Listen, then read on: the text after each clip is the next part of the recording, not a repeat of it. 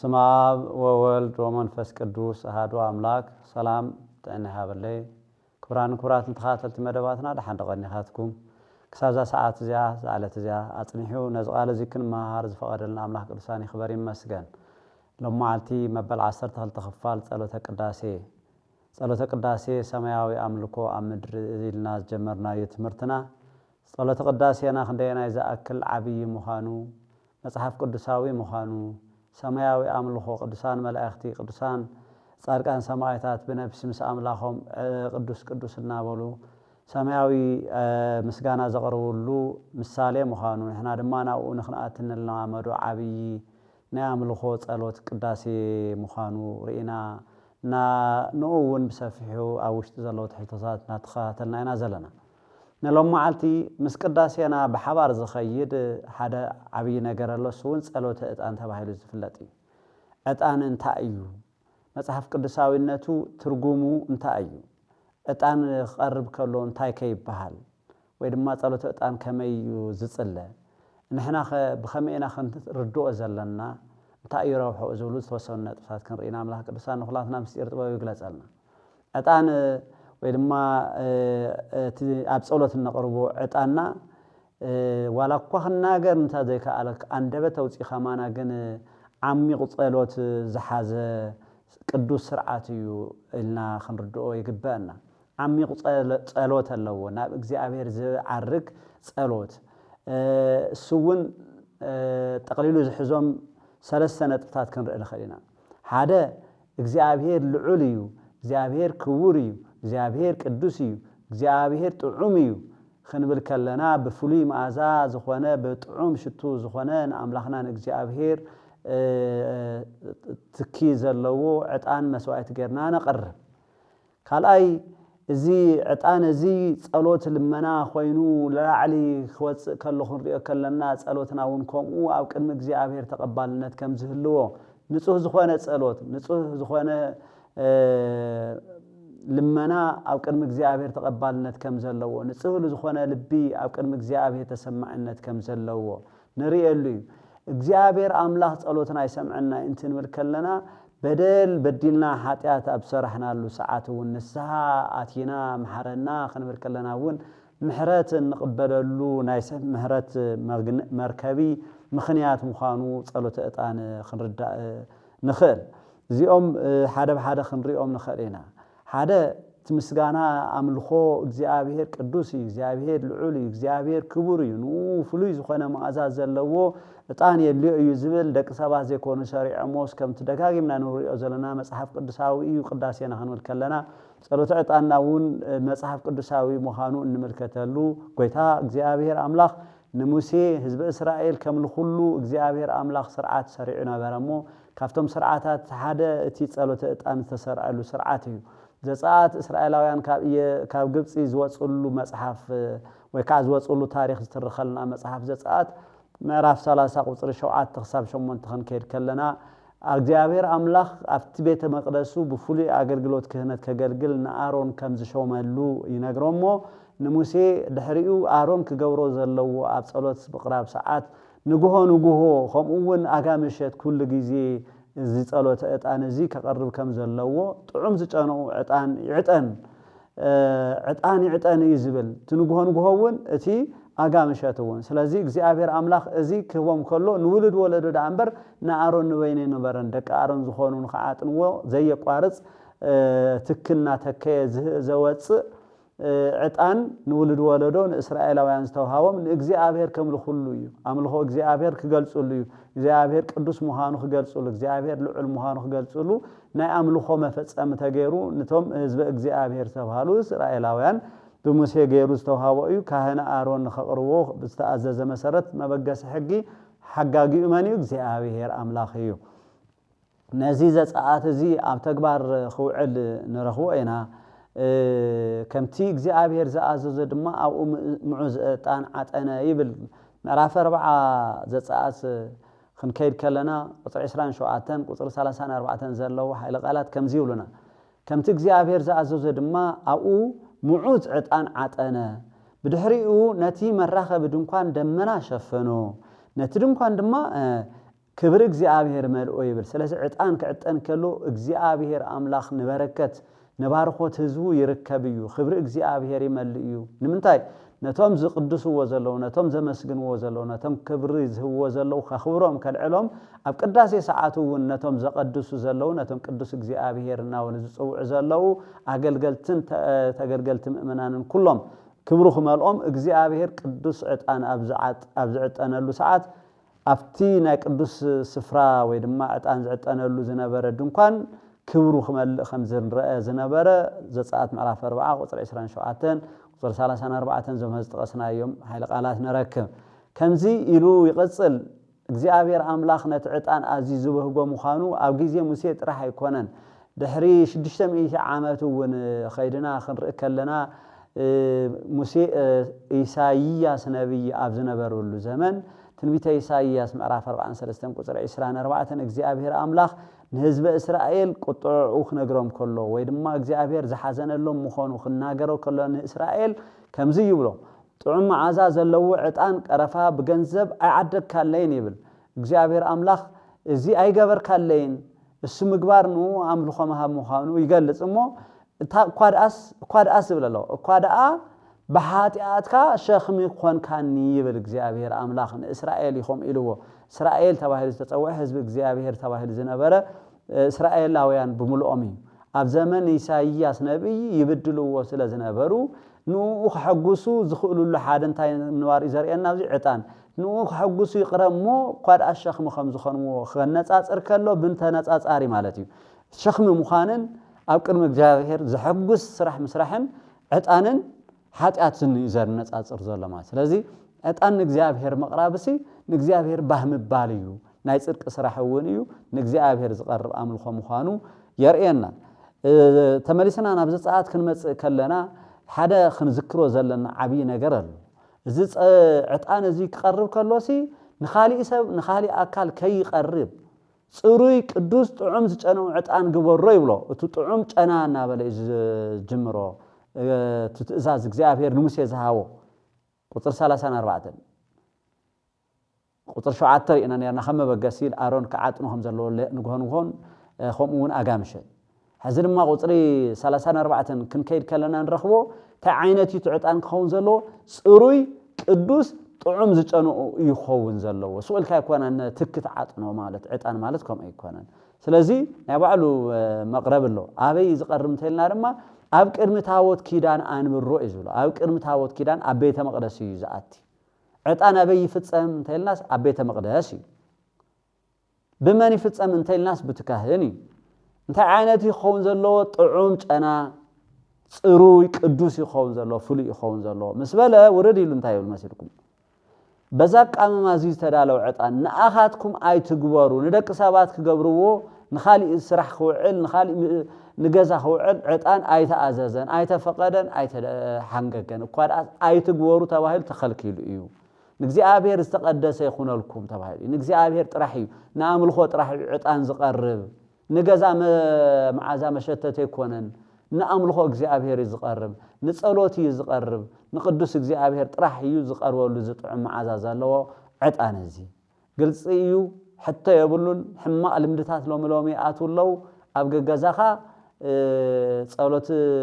ቦታ ተዳልሞ ቤተ መቅደስ ምግባር ዕጣን ምዕጣን ግዛዕም ዝኣት ዝበሃሉ እዚኣቶም ሕጊ ክልክል እዩ እግዚአብሔር አምላኻ ጠንቂቕ እዩ ሂብዎ ንሙሴ ኢና ንብል ዘለና ኣብቲ መጽሓፍ ቅዱስ ከምኩማ ንዋቶ ንኸምዚ ዝመሰለ ክዕጠኖ ኢሉ ከምኡ ዝበለ ዕጣን ዝገብር ካብ ህዝቡ ይወገድ ካብ ህዝቢ ኣመንቲ ዝተፈለየ ይውግዝ እዩ ማለት እዩ ምናይ ዘመንና ጸዋዓ ውግዝ ዝተወገዘ ዝተፈለየ እዩ ካብ ህዝበ ክርስቲያን ዝተፈለየ እዩ ንባዕሉ ዝገብር እንተኾይኑ ከምዚ ዓይነት ዕጣን ይበሃል ኣሎ እዚ ልቢልና ክንጥንቀቐሉ ይግባእ ንቐጽል ካሊእ አንቶ እንታይ ኢልና ነርና ካህን አሮን እዩ እዚ ክሰርሕ ዘለዎ እዩ ተባሂሉ ኣብዚ እውን በአጽንኦት ተዋሂብሎ ዘሁልቅ ምዕራፍ 16 ቁጥሪ 4 ካብ ዘርኢ አሮን ዘይኮነ ጓና ሰብ ከዓጥን ኢሉ ናብ ቅድሚ እግዚአብሔር ኣይቅረብ እታ ክህነት አሮንን ዘርኡን ያተዋሂባ ነራ ናይ ምዕጣን afta ቤተ መቅደስ ከይድካ ናይ መስራሕ ካህና አሮን ደቁ ምስኡ ተኸትሎም መጹ ስርዓት እግዚአብሔር እዩ ነሩ ከምዚ ኸይኑ ኣብ ዝኾነሉ ግዜ ግን ካሊ ዝተፈጠረ ነሩ ታይ ንቀጽል ንወዳ እያ ሞዚያ ቁጥሪ 4 እንታይ ያትብል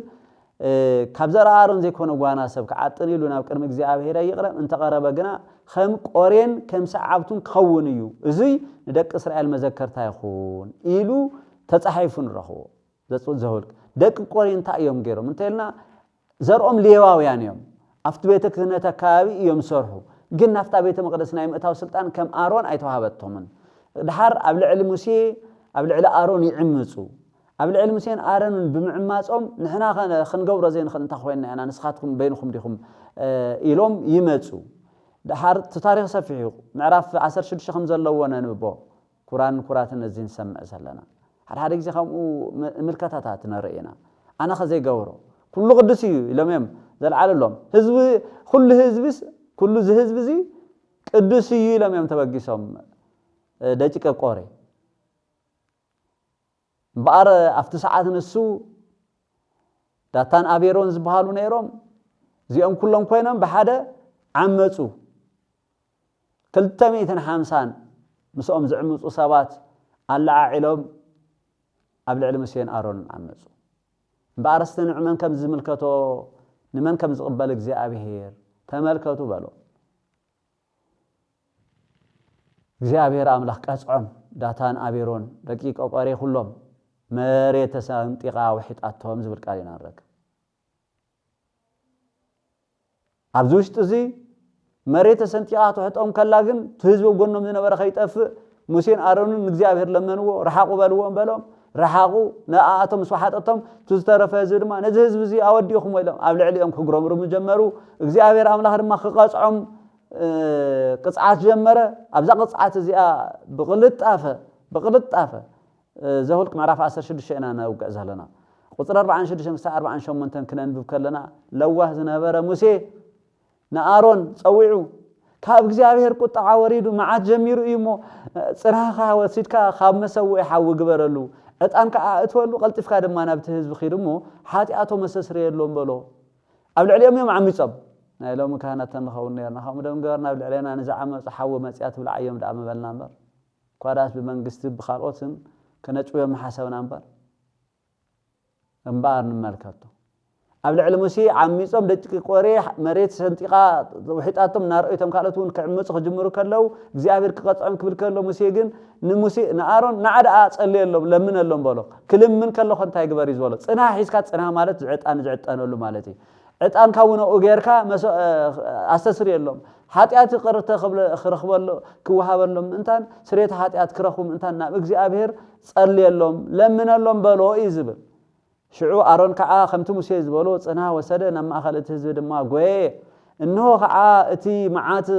أبتم حزبي جميرو نبرة قصفهم يجميرو أرون جنا عتان غيرو نت حزب أساس ريلو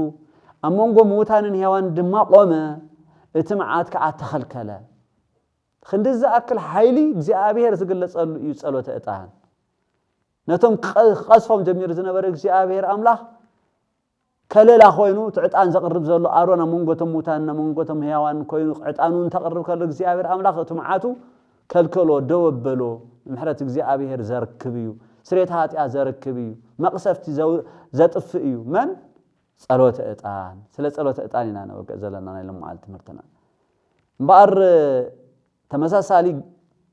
በደል ዝፈጸሙ ደቂቀ ቆሬ ዳታን አቤሮን ተዋሂጦም ደልና ያምለና ኦዚያ ዘባለ ንጉስ ኣብ ዘመን ነብይ ኢሳይያስ ነበረ ደሓሩን ተመሳሳለ ዝኾነ ጉድአት ይخبጽሑ ነረኽቦ ትክክል መሬት ይዋሃጥቶን አብይዎም አትዩ በዓል ስልጣን እዩ ቲአቶም ከም ህዝብዮም ዓሚጾም እዚ ግን በዓል ስልጣን ኮይኑ ካህናት እንታይ ትኩም ኣነ በዓለይ ሰዓት ዘይዓጥን በሎም ተቃወምዎ ኣይሰምዖምን ኳዳስ ታይብል ተቆጥዖም عطان معطان نايتم خعاطم استقدسوا كهنا دقارن ينبر ناتكا يكونن مسبلو بديلكا اخامو زبل نغغر لو نسو شعوغن كوري زبل قالينا ركب قبل عليهم دما خوريو نتا زعطنا صنا حيزوا نبره دفر بقى تا عطان معطن تحيزو كهنا يكونن نغسيو نتوم كهنات خوريولم انترلو اوش تا بيت እግዚአብሔር اب ጥቃመ ሰው እጣን اب ቅድሚ እቶም ካህናት ኣብ ግንባሩ ለምጽ ማለት ናይ መቅጻዕት ምልክትዩ ካብቱ አማን ድማ ኻፍተው ዝነበረ ህዝብ እግዚአብሔር ባለ እስራኤላዊ ሁሉ ተፈልይ ኺድ ዝብል ሕግ ስለ ዝነበረ ካኡ ውጻበሉ ወጽ ይኸደ لم تقطع يتواقعوا زمتاي زي جبو عطان كعطن سلازفتنا نقص بمخان طرح كم كهنات بعلو معرس لزجبره كم طبعا توزر انا يم دقيقه قاري زي قال اي زينا مو المعرف 26 قطر 18 حساب 19 نرخو تمرتي بار زي لبيلنا خنستوعلو قصله زي تاريخ زي ناي بعل إساياس نبرلو زمن شوعتميتي وكا شامنا كفل زمن قدم ولدت كريستوس موسى نبرلو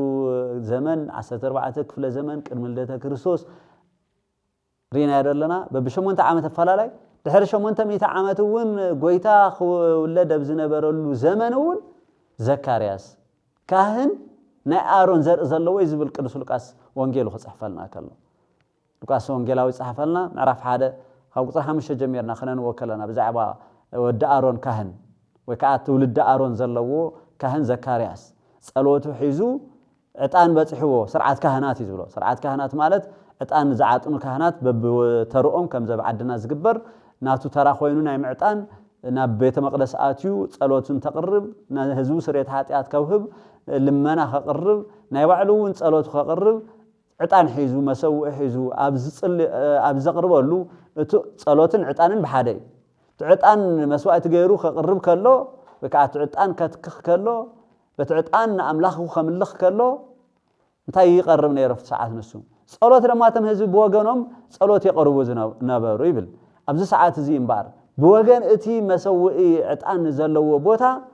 من مصه ملأخ እግዚአብሔር ድማ መጽ ملأخ እግዚአብሔር ተረኸበሉ ጸሎት ዕጣን በዘቀርባሉ ሰዓት መልሱ ድማ ከምዚ ዝነበረ ዘካርያስ ጸሎትካ ተሰሚዕልካ እዩ ዝብል ጸሎትኪ ተሰሚዕልካ እዩ ጸሎትካ ተሰሚዕልካ እዩ ዘብል ጸሎትን ንአምላኽ ባህ ዘብል ጥዑም ዕጣንን እዩ ጥዑም ሽታን እዩ ዕጣንን ነው ለዘለና እዚ ጸሎት ዕጣንን ነው ለዘለና ስለዚ አይ ትፍራሕ ሰበይት ኤልሳቤጥ ወድኽት ወለልካያ ስሙን ዮሐንስ ክትውለኢኻ ተባሂሉ ተነገሮ ንሱ ድማ نعخا حاجوسن دستان خونال كايو بمولادون بزحات كحجوسيهم تباهيلو قدمي تو ناي بعقين عالم كل حاجوس دستا زخونه مدحانيت يسوع كريستوس قدم مصو قدم 6 ورحي بسرات قدم بسراتو قدم 6 ورحي زلو اسقال زي كنجر نرخو اب جزي تايو صلوت عطانيو ማለት ስለዚህ ባር ናብ ሐዲስ ኪዳን ንሽገር ኣብ ሐዲስ ኪዳን ከخنመጽ ከለና ከመይልና እናጣና ኦሪት ይዙልኩም ሰባት ተረኽቡ ትኽእሉ بار نزينا أوريت راح زي مخانو أب ميلكياس معرف هذا قصري عسرت خينا نرخبو قال كم زيبل أب مسوئي بخنتو حوي كيتنددو هذا خباخاتكم برتات زعاتو انت ترخبا أنا بأخاتكم ده سيب لنا نيولو من إسرائيلاوين بديلو من نبرو أبيسو من نبرو أحزينو مو نبرو كبدلو كلو بزح مقطعات يبصحو من خباتهم نعاقب كاونا عاقب كن هذي تزعابي نجر خباتهم تمنطيلو زوها وصقا እግዚአብሔር كمزلو ناب احزاب يشغاغر كمزلو زي مسوعت زي زري عبي تمرتي نرخبلو زي عرف هذا ميلكياس عرف هذا قصر 10 እስከ 10 هذا زلو ጎይታ ሰራዊት እግዚአብሔር እዩ ከምዚ ዝብል ዘሎ ታይበሎ ካብኢድኩም ዝኾነ ዓይነት ቁርባን አይቀበልን ይብል ጎይታ ሰራዊት እግዚአብሔር ካብ መብራቕ ፀሐይ ክሳዕ ምዕራብ እስከ ምዕራባ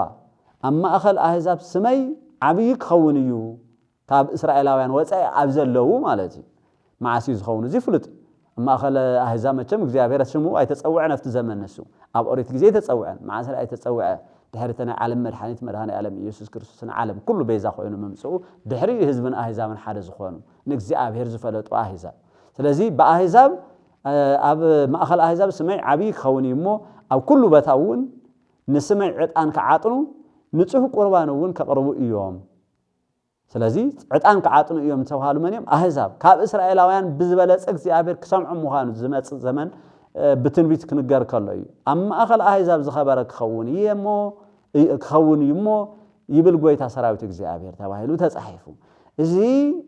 تنبيت زي بزعبة عطان بقلت إزار زلو بزعبة أهزاب بقلت إزار زلو كم معراب كم مراقص كم معرابان هيتا مدرس زلو كلهم سبات عطان النقرون أملاخهم كمسجنوا له زلو زمن يمس خن زلو إزار زلو إزر ما بتم قدمت ممهران لك أو أنتي بقلت تقميتون رخوينا نزا هذا تقاسنا يا ملكاس معرف حدا قطر 10 حساب 10 حدا تقيسو ካፍቶም ዓበይቲ መምህራን ካብ እምነት አልባነት ካብ ፍልስፍና ናብ ክርስትና ዝኣተወ ጀስቲን ማርቲን ወይ ድማ የስጢኖስ ሰማዕት ዝተባሃለ ፍልስፍና ወይ ከዓ እምነት ምስ ምኽንያት ኣመክንዮ ከመይ ጌርካ ኸይድ ከም ዝኽእል ፌዝ ኤንድ ሪዝን ዝብል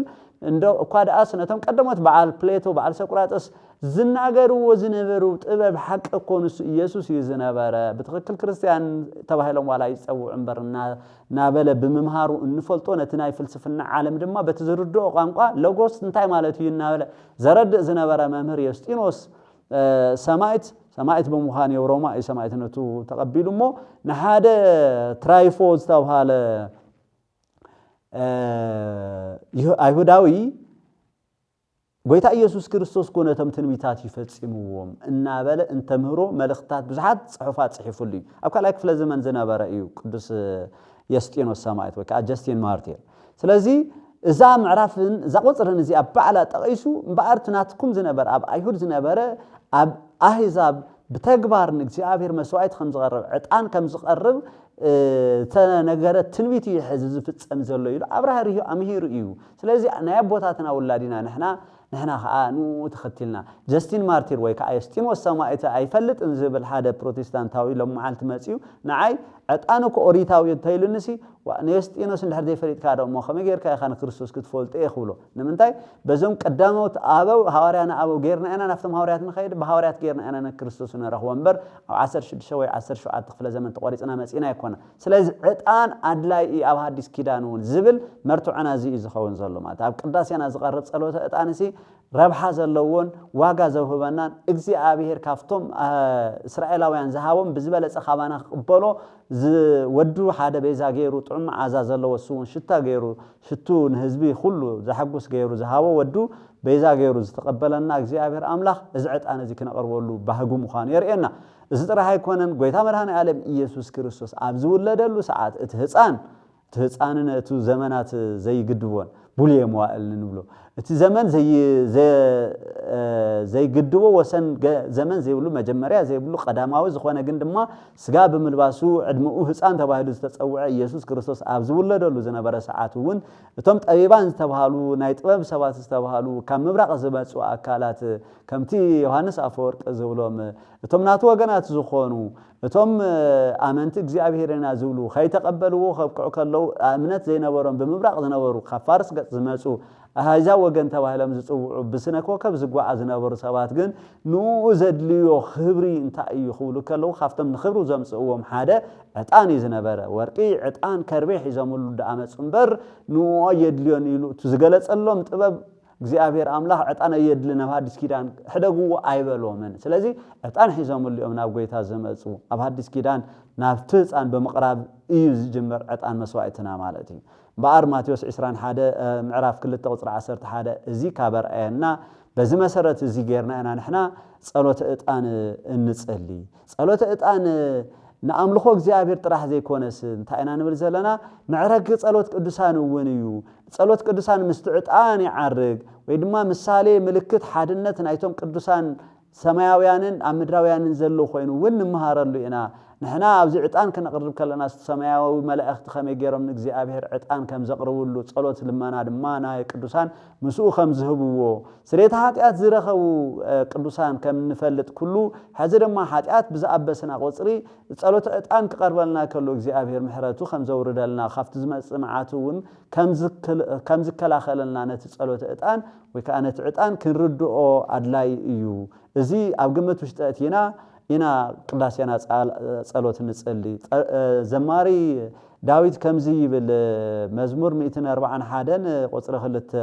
ጸሎተይ ኣብ ቅድሜኻ ከም ዕጣን ተቀበለለይ ይብል እግዚአብሔር አምላክ ከም ዕጣን ገይሩ ዕጣን ልዕል ይልኸይድ ከሎን ለዓል ጸሎትና እውን ከም እናበለና እግዚአብሔር አምላክ ክኸይድ ንጸሎትና ነጻጸረት ዕጣንን ጸሎቱን يقربت زمار نريو بار رأي يوحنس ونزي كنرأي كلنا سلا حديث كيدان مسينا سلا زلنا أب سماي زلو ملائكة زمر قبرو أملخوينا أب قداسينا ساعات نفصم زلنا عندنا نبل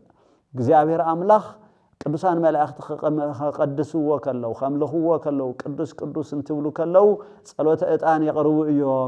يقربوا እዮም ጥራሕ ሰይኮነን ለማ خلمنو ከለው خصልዩ ከለው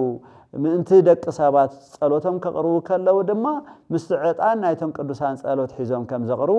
ኣብ ዮሐንስ ራእይ ተጠቂሱልና ከም ንረኽቦ ቅዱስ ዮሐንስ ኣብ ፍጡም ደሴት ኮይኑ እግዚአብሔር አምላኽ ዝገለጸሉ ዝተመልከቶ ከምዚ ይዝብለና ራእይ ምዕራፍ 8 ቁጥር 3-4 ክነንብብ ከለና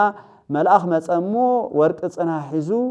ጽንሃ ንብሎ ዘለና ጽንሃ ምናልባት ዘይፈልጥ ሰምተልና እቲ ዕጣን ንዓጥነሉ ዕጣን ዝተከሉ ሸዋሕዋሕ ዝብል ዘሎ እዩ ዝኸውን ዘሎ ማለት እዩ እዚ ጽንሃ ሒዙ መን ይዝባህ ዘሎ መልአኽ እዩ ንመን ተራእይዎ ንዮሐንስ ተራእይዎ ኣብ መዓስ ተራእይዎ ኣብ ሚት ክፍለ ዘመን አካባቢ ጎይታ ዓሪጉስ ድሕሪኡ ሐዋርያት ብዙሓት አምሂሮምስ ሰማዕትነት ተቀቢሎም ንሓለፎ ዝነበሩና ናይ መወዳእታ ካብቶም ሐዋርያት ሓደ በይኑ ኣብ ዝቀረየሉ ቅዱስ ዮሐንስ ዝዝርዮ ዘሎ ስለዚህ ናይ ሐዲስ ኪዳን ስርዓት ኣብ ሰማይ ተሰሪዑውን ኢና ንሪኦ ዘለና እቲ ቅዳሴና ሰማያዊ አምልኮ ኣብ ምድሪ ንብሎ ዘለና እውን በዚ ምኽንያት እዩ እሞ ምእንቲ ከቅርቦ ምስቲ ጸሎት ቅዱሳን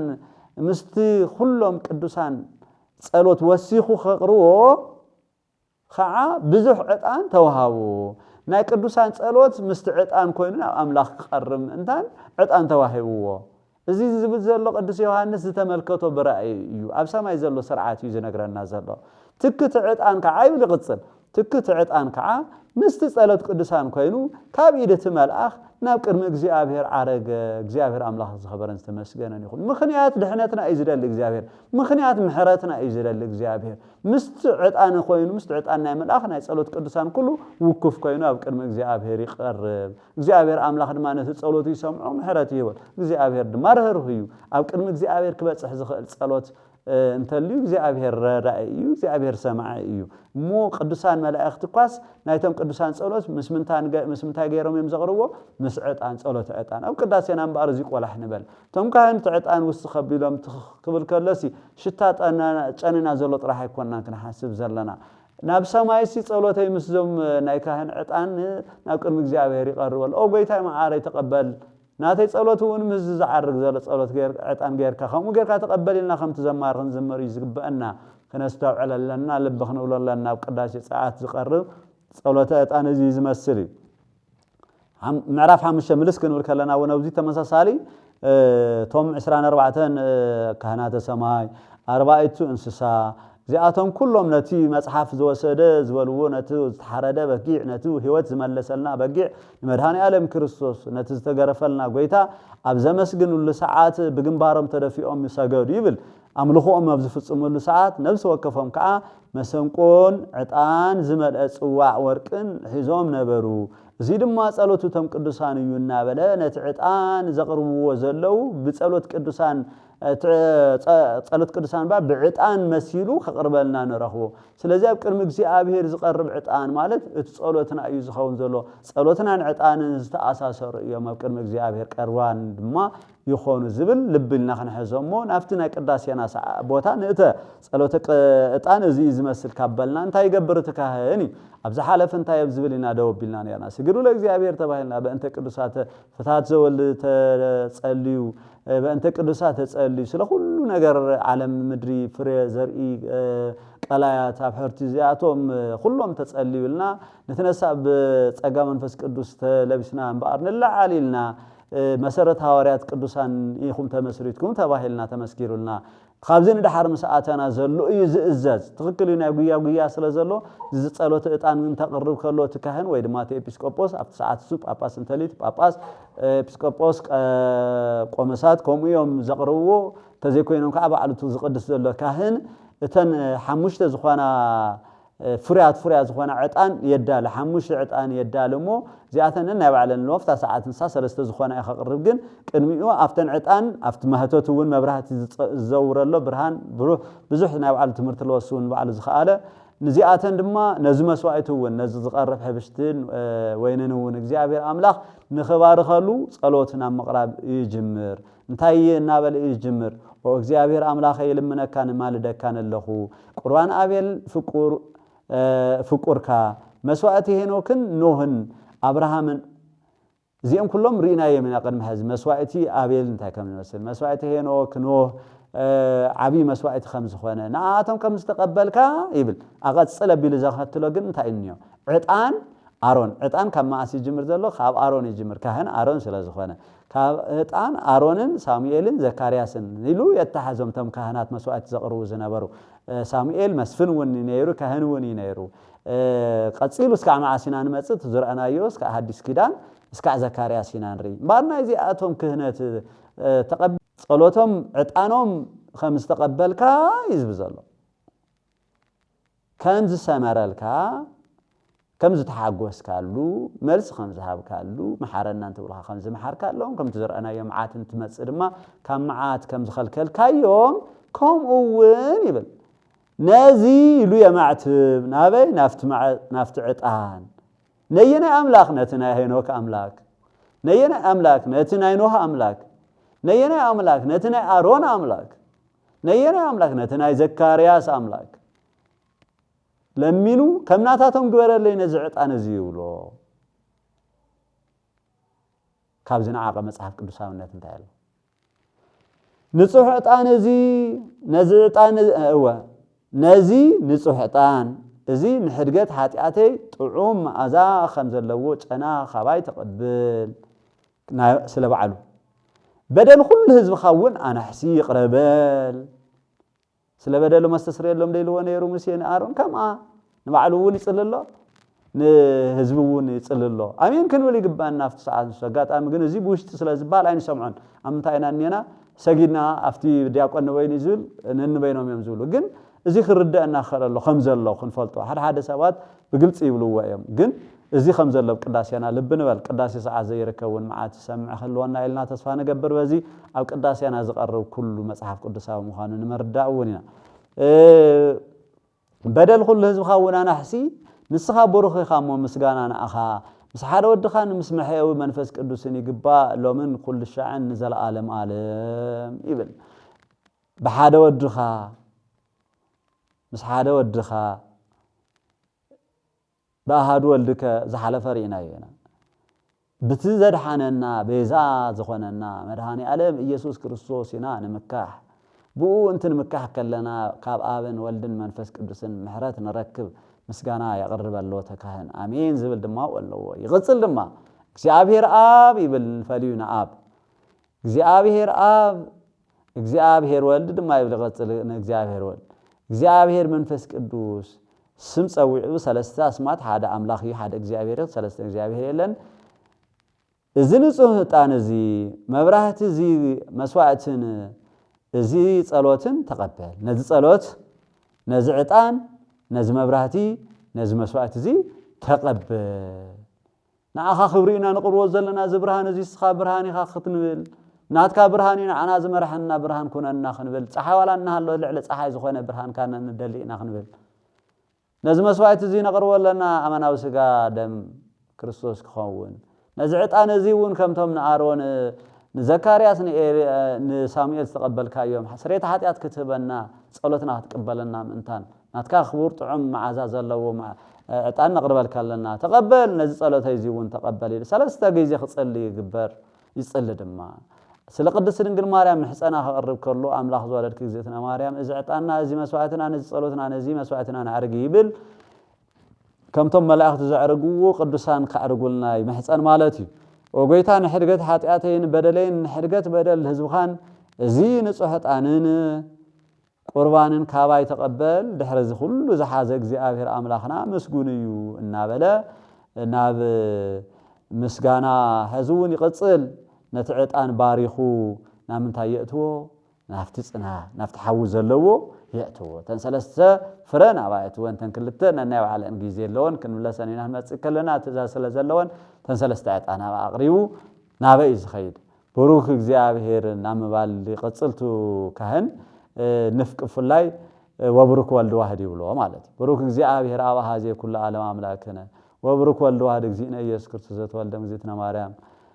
ቅድስት ድንግል መድኃኒተ ዚአነ ወብሩክ መንፈስ ቅዱስ ጳራቅሊጦስ መጽንኤ ወመንጽሔ ለኩልነ ንኹላትና ዝቅድስ ዘንጽህ መንፈስ ቅዱስ ምስጉን እዩ ምስጋናን ክብርን ንስሉስ ቅዱስ አብ ወልድን መንፈስ ቅዱስን ይግባ ሎምን ኩሉ ሻዕን ዘለዓለም ዓለም ኢሉ የመስግን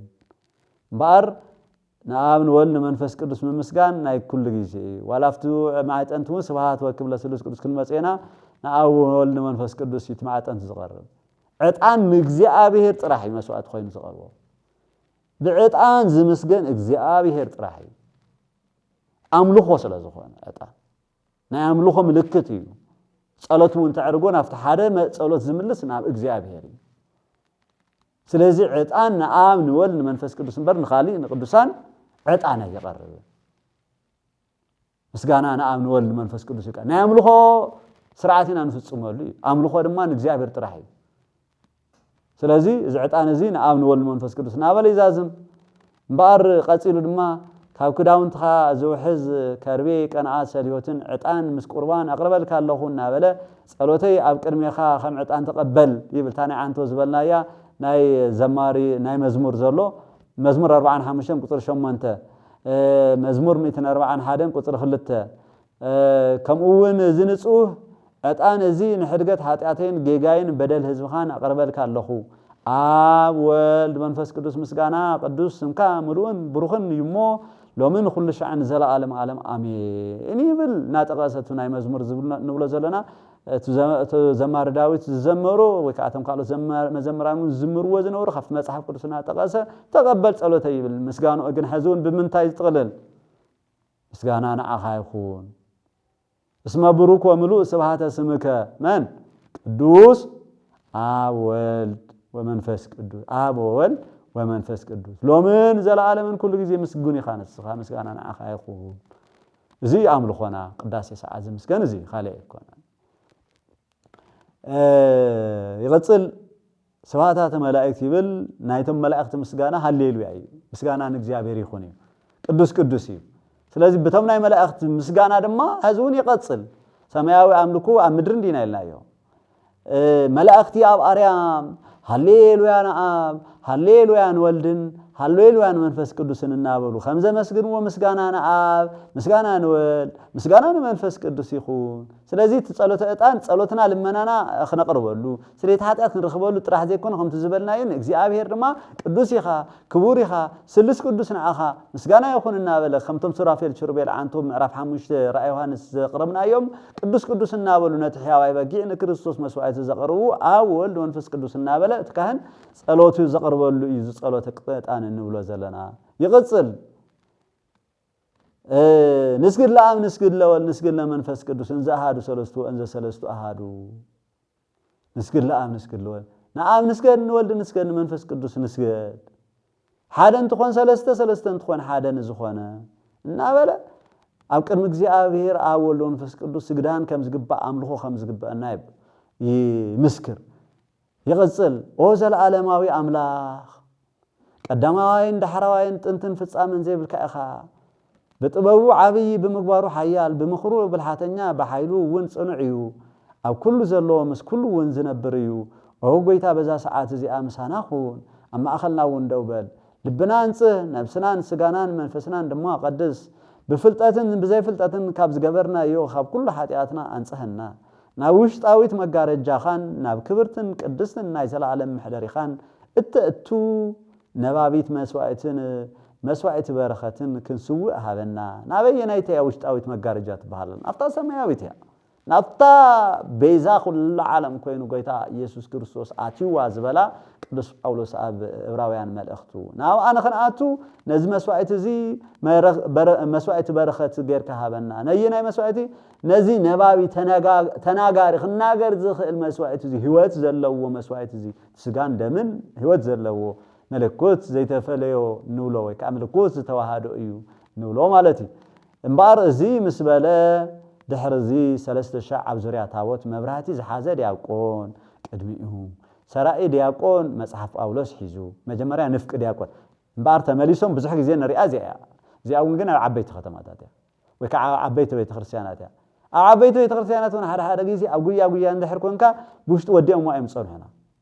تم دياقونات كاب بنت قدسات ጸሎት ክምለስ ከለው ኣብ ዑደት እዚ ኣብዝሕ ግዜ ንመልከታ ኢና ዑደት ትበሃል ናዘሩ ቱ ንፍቅ ዲያቆን ወይ ካት ካልኣይ ዲያቆን መብራህት ህዝብ ቅድሚት ካኡ መን ይግተል እቲ ዋና ካህን ማጠንት ሒዝን ዓጠነ ይዘውር ድሕሪ ድማ እቲ ሰራይ ዲያቆን ወይ ካት ቀዳማይ ዲያቆን መጽሐፍ ሒዙ መጽሐፍ ጳውሎስ ሒዙ ብሎ ያው ቱ ግጻዊ ዘሎ ዝንበብ ሒዙ እዩ ናይ ሐዋርያ ጳውሎስ ዘንበባ ንባብ ላቶንሱ ዘንበባባ ገና ያንበባን ንሳ ዘነባን ነቲ ዲያቆን ውን ናይ ባዓል መልእኽታ ዘነበሎ ካህኑ ወንጌል ውን ካባይና ንባ ግን ናይ ጳውሎስ መጽሐፍ ሒዙ ይዙሪ ይብል ተስርዓት ንሳ ስለ ዝኾነ ዘንበብ እቲ ዋና ዲያቆን ኣብዚ ውሽጥ እዚ ክዘውር ከሎ እቲ ካህን እንታይ ይዝብል ንስእለከ እግዚኦና ዝተወቃከ ከመ ትዘከራ ለቅዱሳት ቤተ ክርስቲያን ኦጎይታ ካብ ወሰን ክሳዕ ወሰን ዓለም ንዘላ ናይ ሐዋርያት ጉባኤ ዝኾነት ሓንቲ ቅድስቲ ቤተ ክርስቲያን ክዝክራ ንልመነካ ኣለና ይብል ሓንቲ ያ ቤተ ክርስቲያን ማለት ናይ ክርስቶስ ደም ቤዛ ዝኾነላ ነዚ ቤዛነት እዚ ድማ ተቀቢላ ንክርስቶስ ትኽተል ኣካል ክርስቶስ ዝኾነት ያ ብቋንቋ በካቢ ብሕብሪ ዘይትፍለ ካብ ጫፍ እስካብ ጫፍ ምድሪ ዘላ ሓንቲ ቤተ ክርስቲያን أبب بخوابي من محدا درتي نايب علن سلا زلوان سفلا لي محدرا سلا زلوان نايزك على نايكل عدي بيت خرسيان تبعلا تسوع تخل تخول هذا جن كريستوس هذا رئيس هذا لاجن أب تجري استهلو أب تشاينا تهلو أب أمريكا تهلو أب عد عرب تهلو بيت خرسيان يعني كافت هذا من ونيات الجمر قدما هذا حد النتيجة أي حنت تبعلا تسوع بقدس دم كريستوس تحاسبت زناتها تخلت استمسرتت حنت بيت خريستيان نزيئة صلوات يقرب بزي أو أنت يبل تدياقون قصيلو تكهن أملاخو نلمنا كالنا كتقدسا خذكرا نابلا تدياقون دما نتهزبي صلي بأنت سلام بيت كريستيان من أنت سلام بيت بأجزاء قنعت غباء حواريات حانتن قدسن زخونت بيت ክርስቲያን ጸልዩ በሰላም ክትነብር ተረጋግዓ ክትነብር ንአምላኻ ክትምልኽ ሰላም ዝኾነ ጎይታ ኢየሱስ ክርስቶስ ሒዛ ክትነብር ሰላም ዝኾነ ወንጌል ንኽትከተል ስለ ሰላም ቤት ክርስቲያን ጸልዩ ይብል ህዝብ ከንታይ ንብል አሜን ትራላይሶን እግዚኦ ተሳሃለን ኢልና ኢና ቀድመ ዘርዒና ይና ትራላይሶን ግእዚ አይቀርታ ግእዚ አይኮነን ታይ ግሪክ እዩ ትሪ ኤሌይሶን ይነሩ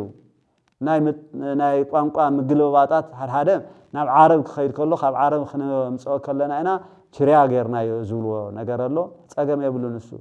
ንሕና ግን ንምባል ዝደለናዮ እንታይ እዩ ኢልና እንተወሲና ኦጎይታ መሐረና እዩ እግዚኦ ተሳሃለና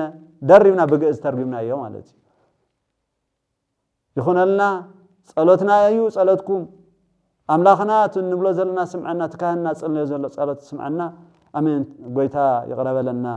بحثي رخمت كلو نسونم لون خلنا خلتين جن شريعة لايسونون إزيء تسهلنون قويتها يقرب لنا مالتين أبجز أمين شريعة لايسون إزيء تسهلنا نبل أبتقرنيا أو قويتها أمين أو قويتها يقرب لنا خنبل خلينا خلتين ترجمان حلاين سلا زخانة أفتمن تقدر ساتون أمين أو قويتها يقرب لنا أو قويتها يقرب لنا أو قويتها يقرب لنا خنبل خلينا تونا قبل بي مو يغسل تكهن ኦጎይታ ንብፁዕን ቅዱስን ለሰይ ሊቃነ ጳጳሳት አባ ማትያስ ብዝና ሄዚ ማለት እዩ አባ ማትያስ ንብፁዕ ሊቀ ጳጳስና አበብ ሀገረ ስብከት ዘለው ጳጳሳት ይጽውዑ ነዚውን ዘክሮ ይብል ነዚያ መቦታት ዚአቶም ዘክሮም ንምንታይ ኣብ ቅድሚያ ኻንሳቶም ይመራሕትና ኣብ ቅድሚያ ኻንሳቶም ይመሐለውትና ንኽመርሑና ብዝግባ መንፈስ ቅዱስ ሓጊዝዎም እቲ ዝግባእናትካ መልእኽትን ከመሐላልፉልና ንዓና ውን ሰሚዖም ጸሎትና ኣብ ቅድሚያ ኸቅርቡልና ስለዞም ቅዱሳን ቅዱስ ፓትርያርክን ስለ ጳጳስናን ጸሎት ንቅርበልካ ለና ስምዓና መባለስ ንባዕልኻ ክትብል እዩ ካብ ልቢ ኮይና እዩ ብዛዕባ ፓትርያርካትና ብዛዕባ ፓትርያርክና ብዛዕባ ጳጳስና بزعبا كهناتنا نقول كنصلي زللنا قدس باولوس نوعلسي صليو ليزبل نبرناتهم زمهروم زنبرناتهم قدسنا زكافلوم زنبر نمنتاي اغلغلوت بزغبا سبكت وانجيل كسفحفح منتان ابوتاتنا بزغبا خمرحنا ابوتاتنا بزغبا تني حلوا حلافنتهم كواصم انتان اب قداسي غيزي خنصلي يلوم يزغبا انت زي حاليومنا نحنا ون بزغبا انت زي تحالينا جن موداتنا زخون زلو كم تنري زلنا اي زخون او غيتا يبل قصل أبزيون كم متمسسال إزخون أو بيتا محبرنا ذكر بزي كل كلا بزي مقرات قدستن بزيتن فقاد كاخ جورون عخون كخونو باركم سأجا خون عدلهم بيت صلوت بيت نصهنان بيت بركة دما جبرهم أو بيتا أنا أقل قلت خان بدحرنا نزمت تولدن سأجا هبنا خسع مودعتا علمون موائل هاب النابلة يصلي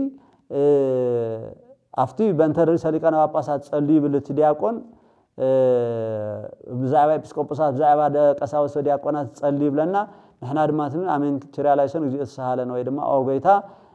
يقرب لنا نولئنا مالتي تدياقونون نتكهن تختيلو بزعبا سلام بيت كريستيان بزعبا باتريارك باباسات إبسكوبوسات قساوس ودياقونات بزعبا زياتهم صليو بلنا كلو قصيلو دما بزعبا محبرنا صليلو تكهن زلو حبرتنا كله بزعبا مؤمن مالتي صلي بأنت محبرنا وأقوات لكلنا يبلنا تدياقونون بارزينا بلنا عدت مستزورة اتكهنا مودعات صلاه سخونه حنت صلاه الله خمسه وغيتا املاخيتس صلاه خاوني صلاه خاوني بتنو قدوسن بروخن سمكا زصلو اب قدمي غصكا يهدم كاب قدمي غصكا يهدمو زي زهولك معرف 10 توصل 35 مسزلو صلاه يزراخب كل غزي فقاركا زغبرو حزبها ببركه الفن الافاتن تلفيت الافاتن برخان يخونو اتبركت نايتم قدوسان نابزم قدوسان نابز زلو وغنات كاون يخون ناتكا صلاه زخونو غن كابانا يرحقو خابزي ون يرحقو يطفو نعخا زحغوس زخونو غن بركت يبزحلوم نابله نت حزب يبارخ موداتو مزازمي هزي باحد ولدك زوتلك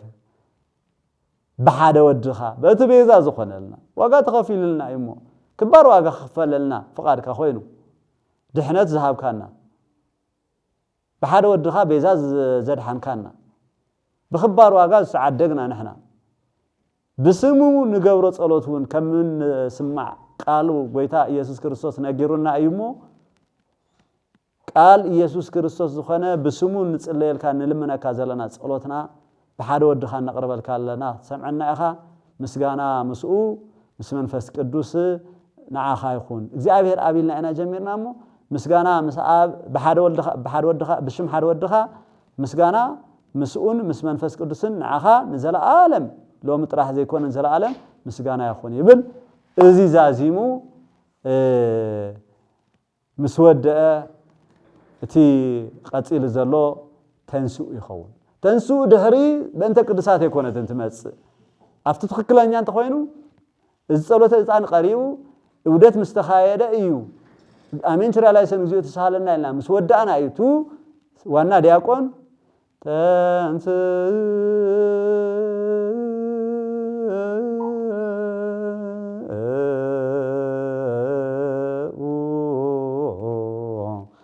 ለጸሎት ይብለና ነህና ድማንታ ይንበል ዚዮ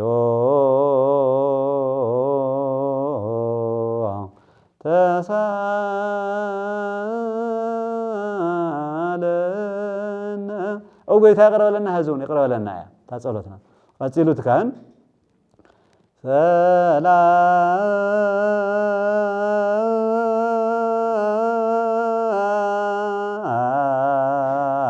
سلام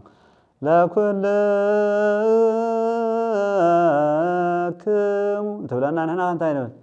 سلام فسك إلنا نزازم أملاح قدسان بتصلوت مسواتي صلوت ዕጣን نقربو قبر لنا